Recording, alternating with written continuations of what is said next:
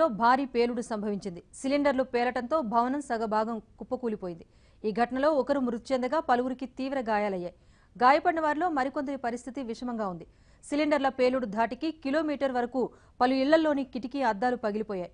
మరోవైపు పేలుడుకు సిలిండర్లు కారణమా లేక జిల్టిన్ స్టిక్సా అన్నది తేలాల్సి ఉంది.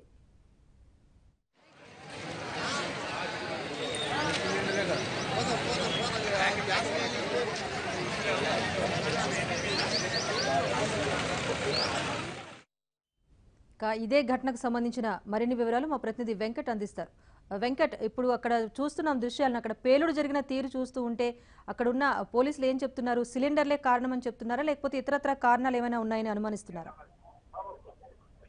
రాజేశ్వరి, ఏదైతే విషయగూడ పోలీస్ స్టేషన్ పరిధిలోని కాప్రా పాత ఎంఆర్ఓ ఆఫీస్ పక్కనే ఉన్న ఒక భవనంలో పేలుడు సంభవించింది. ఏదైతే చందూలాల్ లీలా అనే దంపతులు నివాసం ఉంటున్న ఇంట్లో ఒక్కసారిగా ఉదయం 7:30 నుంచి 7:45 మధ్యలో పేలుడు సంభవించింది. దీంతో మొత్తం ఇల్లు, అతని ఇల్లుతో పాటు చుట్టుపక్కల ఉన్న ఇల్లు, తర్వాత కిలోమీటర్ దూరంలో ఉన్న ఇండ్ల అద్దాలు, తర్వాత బయట రోడ్డు మీద ఉన్న విద్యుత్ స్తంభాలు, తర్వాత కరెంటు తీగలు మొత్తం విరిగిపోయాయి.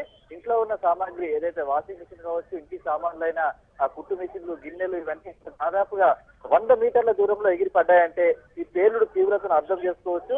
ఎందుకంటే మనం ప్రత్యక్షంగా చూస్తున్నాం, ఇక్కడ ఒక వాషింగ్ మిషన్ ఉంది. వాషింగ్ మిషన్ ఇంట్లో పై ఫ్లోర్ లో ఉన్న సమయంలో పై ఫ్లోర్ నుంచి దాదాపు ఒక 50 మీటర్ల దూరంలో, దాని బరువు సుమారు 70-80 కిలోలు ఉంటుంది. అలాంటి అంత భారీ వస్తువు ఇంత దూరంలో ఎగిరిపడిందంటే ఆ లోపల ఉన్న పేలుడు తీవ్రతను మనం అర్థం చేసుకోవచ్చు అని చెప్పేసి కూడా ఇక్కడ వచ్చిన దర్యాప్తు బృందాలు అనుమానిస్తున్నాయి. అయితే ఈ పేలుడుకు ప్రధానంగా ఇప్పటి వరకు స్పష్టమైన కారణం తెలియనప్పటికీ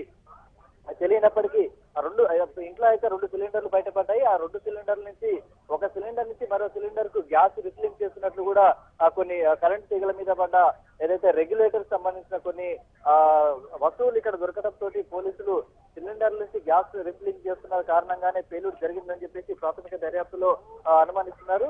అయితే ఈ పేలుడు తీవ్రతనైతే పోలీసులు ఇంకా దీనికి సంబంధించి స్పష్టమైన వివరణ ఇవ్వట్లేదు. ఇంట్లో అతను బంగారు వ్యాపారి కావటం, బంగారు వ్యాపారంలో కొన్ని కెమికల్స్ కూడా వాడతారు. ఆ కెమికల్స్ వాడిన సమయంలో కూడా పేలుడు జరిగే అవకాశాలు ఉంది. అసలు దందా చేస్తుందో అతని వ్యాపారంలో ఉన్న ఇతర విషయాలు ఏంటనేది పూర్తిగా దర్యాప్తు చేస్తున్నారు.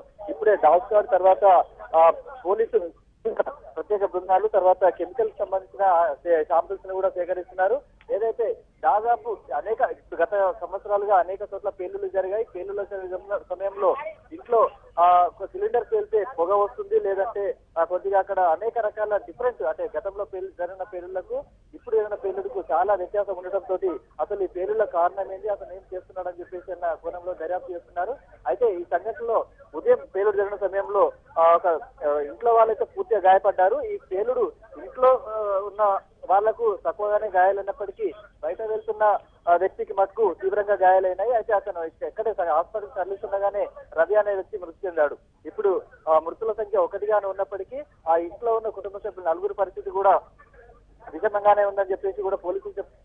అయితే ఇప్పుడు వాళ్ళ నుంచి కూడా ఆసుపత్రిలో చికిత్స పొందుతున్న చందూలాల్ తర్వాత అతని భార్య వాళ్ళ నుంచి కూడా పోలీసులు వివరాలు తీసుకునేందుకు ఒక ప్రత్యేక బృందాన్ని కూడా పంపారు.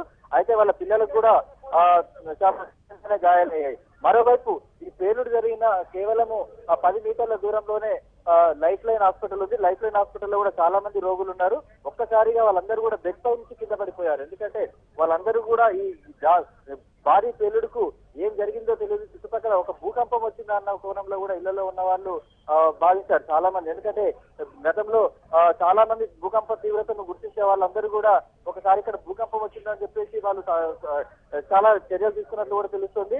ఎందుకంటే హాస్పిటల్లో రోగులు వాళ్ళందరూ కూడా పైనుంచి కింద పడిపోయి గట్టిగా వస్తువులను పట్టుకొని ఉన్నారని చెప్పేసి కూడా స్థానికులు చెప్తున్నారు. దీన్ని బట్టి చూస్తే, ఈ తీవ్రతను బట్టి చూస్తే అసలు ఇంట్లో ఏం జరిగింది, చందూలాల్ ఏం చేస్తున్నాడు, తర్వాత ఇతనికి సంబంధించిన పేలుడికి సంబంధించిన వ్యవహారం కేవలం సిలిండర్ అయితే అసలు గ్యాస్ తోని ఏం ఇతర కార్యకలాపాలు చేస్తున్నది కూడా గుర్తించేందుకు పోలీసులు సిద్ధమయ్యారు. అయితే మొత్తం మీద ఇక్కడ సంఘటన స్థలంలో దాదాపు కిలోమీటర్ దూరంలో అయితే భారీ విధ్వంసం జరిగిందని చెప్పవచ్చు. అంతే నగరంలో అనేక పేలుళ్లను చూసిన పోలీసు బృందాలు కూడా ఈ పేలుడును ఊహించుకోలేకపోతున్నారు. ఎందుకంటే ఈ పేలుడు తీవ్రతను బట్టి చూస్తే అసలు ఇంత పేలుడుకు అంత ఇల్లు ధ్వంసం కావటము, చుట్టుపక్కల ఉన్న వస్తువులు ధ్వంసం కావటము, ఇంత దూరం ఎగిరిపోవటము, తర్వాత బయట ఉన్న దాదాపు 60-70 మీటర్ల దూరంలో ఉన్న విద్యుత్ స్తంభాలు కూడా విరిగి పడ్డాయంటే ఆ పేలుడు తీవ్రతను అంచనా వేస్తున్నారు. దీనికి సంబంధించి ఇప్పటికే అక్కడ లోపల ఉన్న శిథిలాలను తొలగించి ఆ శిథిలాల కింద ఉన్న పేలుడికి సంబంధించిన క్లూస్ శాంపిల్స్ ను పోలీసులు సేకరిస్తున్నారు. మరోవైపు ఆ పోలీసులు డాగ్ స్టార్ తో తనిఖీలు చేస్తున్న సమయంలో కొన్ని కీలక ఆనవాళ్లు కూడా గుర్తించారు. అవన్నీ కూడా ల్యాబ్ టెస్టింగ్ కోసం అన్ని కూడా సేకరించారు. ఎందుకంటే ఒక ఎలక్ట్రికల్ సంబంధించిన వస్తువులు కావచ్చు, తర్వాత గోడల్లో అమర్చిన వస్తువులు, ప్రతి వస్తువు ఇంట్లో ఉన్న కేవలము ఒక ఐరన్ కిటికీలు గ్రిల్స్ కూడా దాదాపు ఒక 100 మీటర్ల దూరంలో ఎగిరిపడ్డాయంటే ఈ పేలుడు గన్న తీవ్రతను వాళ్ళు అంచనా వేస్తున్నారు. మొత్తానికి మరికొద్దిసేపట్లో ఈ పేలుడిపై ఒక స్పష్టత వచ్చే అవకాశం ఉన్న నేపథ్యంలో ఆ పోలీసులు దర్యాప్తు ముమ్మరం చేశారు. తర్వాత వాళ్ళ కుటుంబ సభ్యులు, తర్వాత అతని ఇంట్లో దొరికిన కొన్ని ఆస్తులతో మరికొంతమందిని అదుపులో తీసుకుని ప్రశ్నిస్తున్నారు. వెంకట్, మరి దారిలో వెళ్తున్న వ్యక్తి మృతి చెందారని చెప్తున్నారు. అతనికి సంబంధించి వివరాలు ఏమైనా తెలిసాయా? మరి ఈ ఘటనలో గాయపడిన వారికి చికిత్స ఎలా కొనసాగుతోంది? రాజేశ్వరి, ఏదైతే రవి అనే వ్యక్తి బయట రోడ్డు మీద ఇంటి ముందు నుంచి వెళ్తున్న సమయంలో అతను ఆ బైక్ మీద వెళ్తున్న రవి మృతి చెందాడు.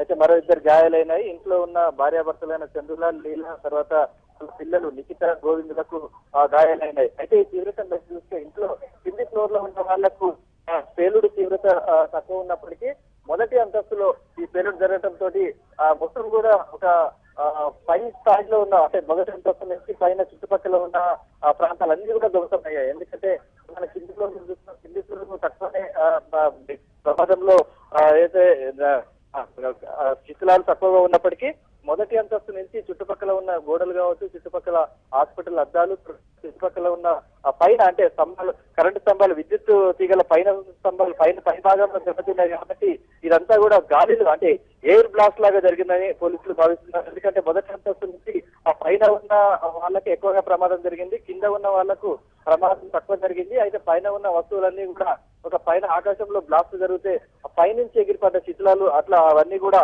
చాలా దూరంలో ఎగిసిపడ్డాయని చెప్పేసి పోలీసులు భావిస్తున్నారు. ఎందుకంటే మొదటి అంతస్తు నుంచి ఎగిసిపడటంతో చాలా దూరం వరకు కూడా వాటి శిథిలాలు ఏదైతే ఇంటి ఇటుకలు, సిమెంట్, కాంక్రీట్, తర్వాత ఎలక్ట్రికల్ వస్తువులు, ఇంట్లో ఉన్న ప్రతి వస్తువు, అసలు మొదటి అంతస్తులో ఇంట్లో ఉండాల్సిన ఏ వస్తువు కూడా ఇంట్లో లేదంటే ప్రమాద తీవ్రతను మనం అర్థం చేసుకోవచ్చు. దీన్ని బట్టి చూస్తే రోడ్డుపై వెళ్తున్న ఆ ఇంట్లో ఉన్న వస్తువులు అంటే వాషింగ్ మిషన్, తర్వాత కుట్టు మిషన్, ఇవన్నీ ఎగిరిపడి ఆ రోడ్డు మీద వెళ్తున్న వారికి చాలా మంది గాయాలైనాయి. అయితే ఇప్పటికీ మాకు రవి ఒక్కడు మృతి చెందాడు, మిగతా 4 పరిస్థితి విషమంగా ఉంది. వాళ్ళందరినీ కూడా గాంధీ హాస్పిటల్ తరలించి వాళ్లకు చికిత్స చేస్తున్నారు. అయితే మంది కూడా గాయాలైనాయి. వాళ్ళు ఏమంటే హుటాహుటిన ఎక్కడి వారు అక్కడ చెల్లాచెదురే వాళ్ళు స్థానిక ఆసుపత్రిలో ప్రాథమిక చికిత్స తీసుకుని వాళ్ళు వెళ్ళిపోయారని చెప్పేసి కూడా స్థానికులు చెప్తున్నారు. రాజేశ్వరి, వెంకట్, మరి ఘటన జరిగిన సమయంలో ఉన్న అక్కడ స్థానికులు, ప్రత్యక్ష సాక్షులు ఏం చెప్తున్నారు? అంటే పేలుడు జరగగానే వెంటనే అక్కడ ఎటువంటి వాతావరణం కనిపించింది? వారందిస్తున్న వివరాలు ఏంటి? రాజేశ్వరి, ఇప్పుడు ఈ పేలుడు జరిగిన సమయంలో ఉదయం తెల్లవారుజామున 8 గంటలకు స్కూల్ కు బయలుదేరాల్సిన కొన్ని మొదటి దశలో ఉన్న తల్లిదండ్రులు తొందరగా పిల్లలను చేర్చాలని చెప్పేసి వాళ్ళు తీసుకెళ్తున్నారు. వాళ్ళందరూ ఇక్కడ చాలా మంది ప్రత్యక్ష సాక్షులు ఉన్నారు. ఎందుకంటే ఇది ఒక చౌరస్తా ఉంది. ఇక్కడ వైద్యపేట చౌరస్తాలో ఎంఆర్ఓ కార్యాలయం ఉంది. కార్యాలయానికి ఆనుకొని ఉన్న 4వ ఇల్లే కావడంతో ఈ చౌరస్తాలో చాలా మంది గుమికూడి ఉంటారు. ఇక్కడ టీ బండ్లు, తర్వాత టిఫిన్ సెంటర్లు, తర్వాత చాలా కార్యకలాపాలు ఉన్నాయి. ఇవన్నీ కూడా ఒక్కసారిగా ఇక్కడ ఉన్న వాళ్ళందరూ కూడా ఏం జరిగిందో తెలియదు, వాళ్ళందరూ కూడా ఎక్కడికక్కడ కూర్చుండిపోయారని చెప్తున్నారు. ఎందుకంటే ఒక భూకంపం వచ్చిన సమయంలో ఏదైతే జాగ్రత్తలు తీసుకుంటారో ఆ సమయంలో పైనుంచి ఒక్కసారిగా ఇసుక పిల్లలు, రాళ్లు, తర్వాత అనేక వస్తువులు గాల్లోంచి ఎగిరిపడటము, అవన్నీ కూడా ఒక్కసారిగా షాక్ తిన్నాము. ఇదంతా భూకంపం వచ్చిందా లేకపోతే ఇంకేమైనా విస్ఫోటం జరిగిందా అన్న ఆ భయం, షాక్ నుంచి కూడా ఎప్పటికీ తేరుకొని వాళ్ళు చాలా మంది ఉన్నారు. ఎందుకంటే పక్కనే ఉన్న ఆసుపత్రి వాళ్ళని ఒకసారి పలకరిస్తే మటుకు లైఫ్ లైన్ హాస్పిటల్ ఉంది, అక్కడ చాలా మంది పేషెంట్లు ఉన్నారు. వాళ్ళందరూ కూడా బెడ్లపై పడుకొని వాళ్ళకు అక్కడ ఉన్న సిస్టర్స్ కావచ్చు, డాక్టర్స్ కావచ్చు, వాళ్ళందరూ కూడా ఒక్కసారిగా బెడ్ల నుంచి కింద ఫ్లోర్ పై పడుకొని ఇంకా ఏమైనా పేలుడు జరుగుద్దో, అంటే రెండోసారి ఏమైనా జరుగుద్దో అన్న భావనలో ఉన్నామని చెప్తున్నారు. దీన్ని బట్టి చూస్తే ఈ పేలుడు తీవ్రతను చాలా మేజర్ సంఘటనగానే గుర్తించిన పోలీసులు ఇక్కడ హుటాహుటిన చర్యలు తీసుకుంటున్నారు. ఎందుకంటే ఈ చుట్టుపక్కల దాదాపు 3-4 విద్యుత్ స్తంభాలు విరిగిపోయాయి. విద్యుత్ స్తంభాలు బయట ఇంట్లో పేలుడు జరిగితే రోడ్డు మీద ఉన్న విద్యుత్ స్తంభాలు విరిగిపోవడం ఏంటా అని చెప్పేసి కూడా ఈ పోలీసులు, తర్వాత దర్యాప్తు బృందాలు అనుమానిస్తున్నాయి.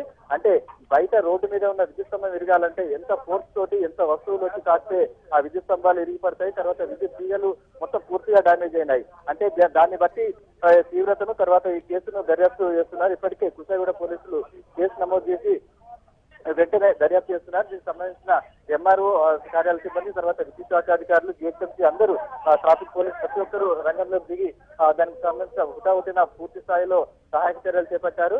అయితే శిథిలాల కింద అసలు ఏమున్నాయి అన్నది, శిథిలాలను తొలగిస్తే కూడా ఇంకా మరికొన్ని విషయాలు వచ్చే అవకాశం ఉన్న నేపథ్యంలో పోలీసులు అయితే దర్యాప్తు చేస్తున్నారు. ఎందుకంటే ఇక్కడ ఈ పేలుడు ఘటనలో ఎలాంటి మంట ఫ్లేమ్ రాలేదని చెప్పి చెప్తున్నారు. కేవలము బ్లాస్టింగ్ జరిగింది. ఈ బ్లాస్టింగ్ లో స్మోక్ రాలేదు, ఎటువంటి పొగ, మంట, నిప్పులు ఎలాంటి లేకుండానే పేలుడు జరగడంతో ఇలాంటి పేలుడుకు ఎలాంటి నష్టాలు ఇక్కడ జరిగిన పదార్థాలు ఏమన్నా కెమికల్స్ సంబంధించిన ఉన్నాయా, లేకపోతే ఏమన్నా కెమికల్స్ స్టోర్ చేసిన సమయంలో ఈ రసాయనిక చర్య జరిగి ఈ పేలుడు జరిగిందా అని చెప్పేసి పోలీసులు అనుమానిస్తున్నారు. ఆ దశలోనే దర్యాప్తు కొనసాగుతుంది. అయితే ఇప్పుడు ఇంట్లో కుటుంబ సభ్యులైన నలుగురిలో ఇద్దరి పరిస్థితి అయితే విషమంగానే ఉందని చెప్తున్నారు. అయితే వాళ్ళు కనుక ఏమైనా చివరిసారిగా స్టేట్మెంట్ ఇచ్చి వాళ్ళు కనుక క్లూస్ ఇస్తే ఆ కేసు దర్యాప్తును మరింత వేగవంతం చేస్తామని చెప్పేసి కూడా పోలీసులు చెప్తున్నారు. రాజేశ్వరి. ఓకే వెంకట్.